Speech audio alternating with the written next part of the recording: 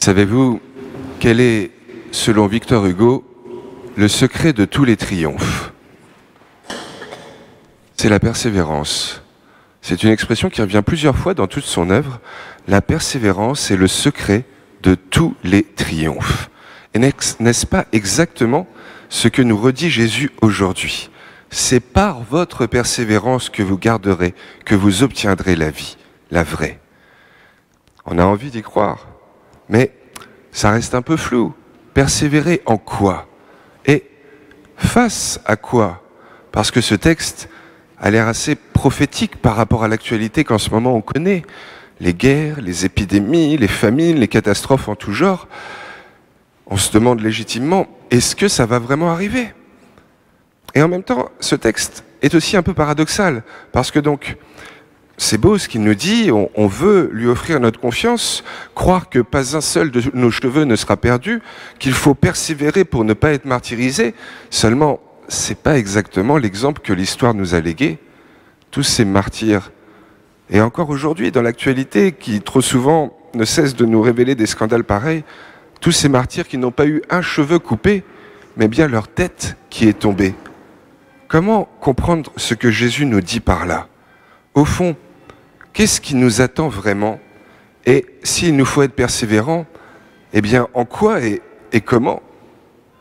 Eh bien, peut-être que la porte d'entrée la meilleure, c'est encore celle que prend Jésus dans son allocution, en nous mettant en garde sur ces prédicateurs de malheur. Bien sûr, notre monde change. Peut-être qu'il va en ce moment un petit peu plus mal qu'à d'autres époques, et ça peut être inquiétant et légitimement angoissant. À nous de savoir l'accompagner, à nous de nous prendre en main, à la mesure des défis qui nous se présentent à nous au quotidien, que ce soit au niveau sociétal, au niveau écologique ou tout simplement au niveau humain. Mais non, jamais ne donnons notre confiance à ces prédicateurs de fin du monde. Parce que c'est pas la fin, comme Jésus nous redit aujourd'hui. Et en fait, si on écoute ces Nostradamus, eh ben, on va en être découragé, désespéré. Et n'est-ce pas là exactement l'inverse de la persévérance qu'il nous demande et celle qui nous est si précieuse, si nécessaire, selon Victor Hugo?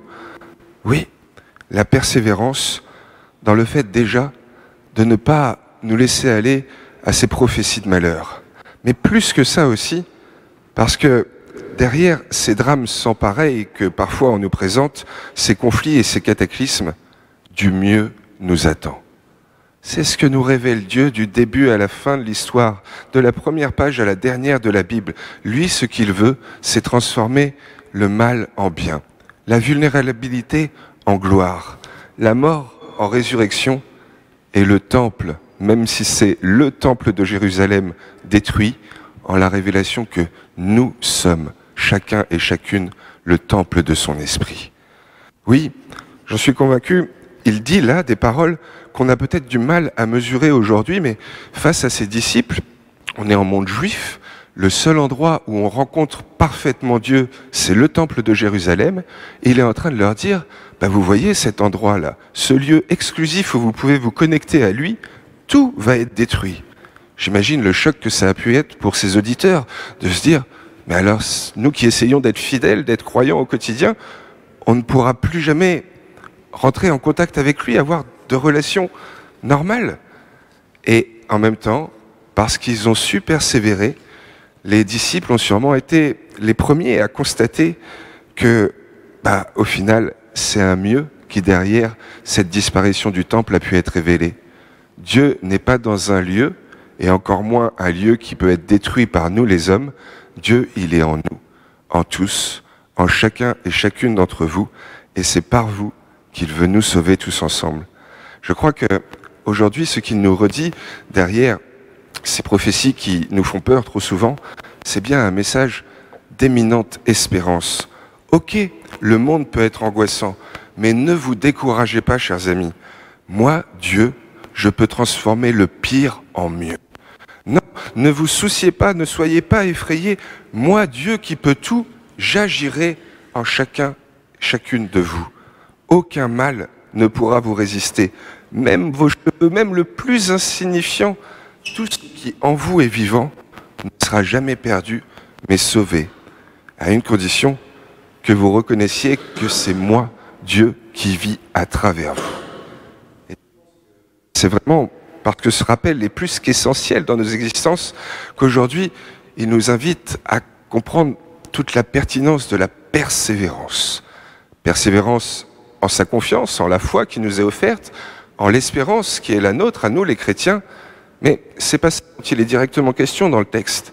Persévérance peut être avant tout dans sa reconnaissance, dans la reconnaissance qu'il est là, à nos côtés, à agir à travers nous, et même peut-être dans les moments où on est les plus éprouvés, persécutés par nos amis, trahis par eux, à subir cette haine du quotidien.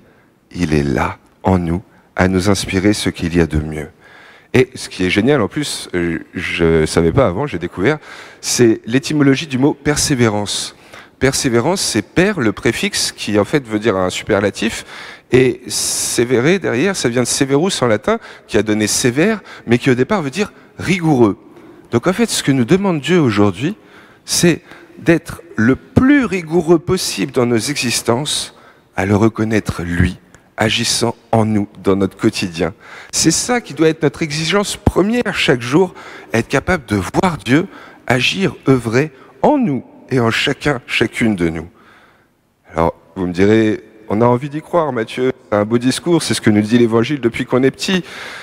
Même si ça semble parfois échapper à notre logique naturelle, on se dit, c'est celle de Dieu, elle est surnaturelle, on veut croire que à travers nous, il peut transformer ce qui nous abîme le plus en ce qu'il y a de meilleur.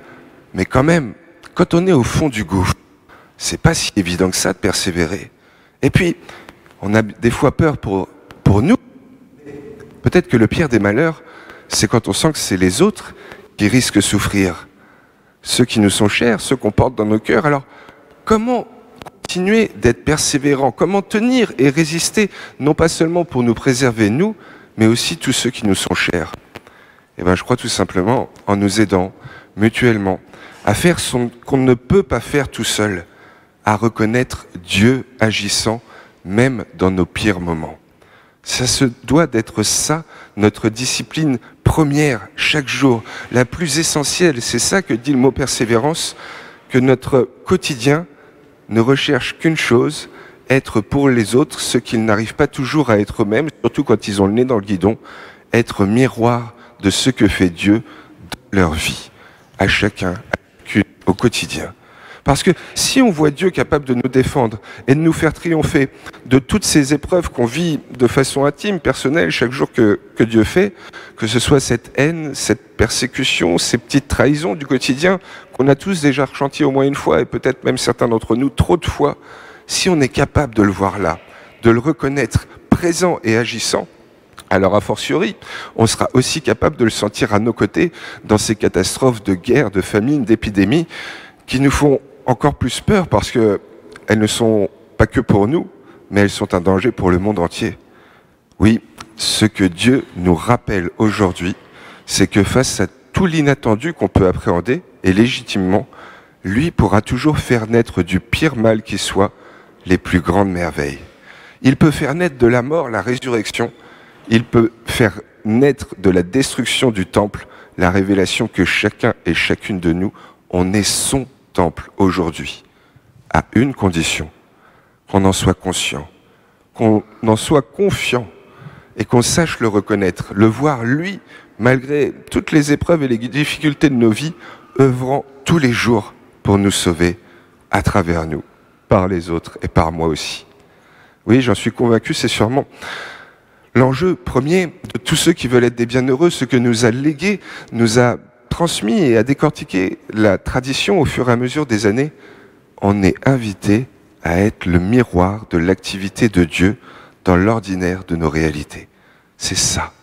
Et si pour le coup, on essayait d'y goûter, si on essayait de profiter de cette joie qui nous est de pouvoir révéler ses miracles à lui à travers chacun et chacune d'entre nous, si pour le coup, on arrivait à nous accompagner mutuellement pour voir comment ensemble il peut nous sauver. Et en se disant que face à ce que nos proches peuvent nous confier de difficultés qui les éprouvent au quotidien, même si des fois on se sent un peu désemparé, on essayait toujours de révéler la lumière plutôt que de risquer de les faire s'enfermer dans leur obscurité.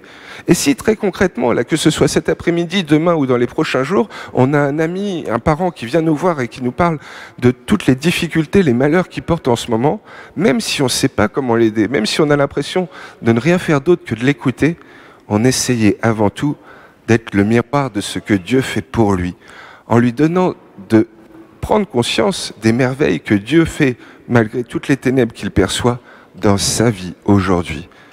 C'est sûrement ça, la seule clé. Face à tous les maux qui peut-être nous attendent, tous ceux que légitimement on appréhende, oui, demandons-lui donc cette grâce, la grâce de la persévérance, et donc pour seule rigueur de n'avoir que celle de le rechercher toujours, de le voir et de le donner à voir.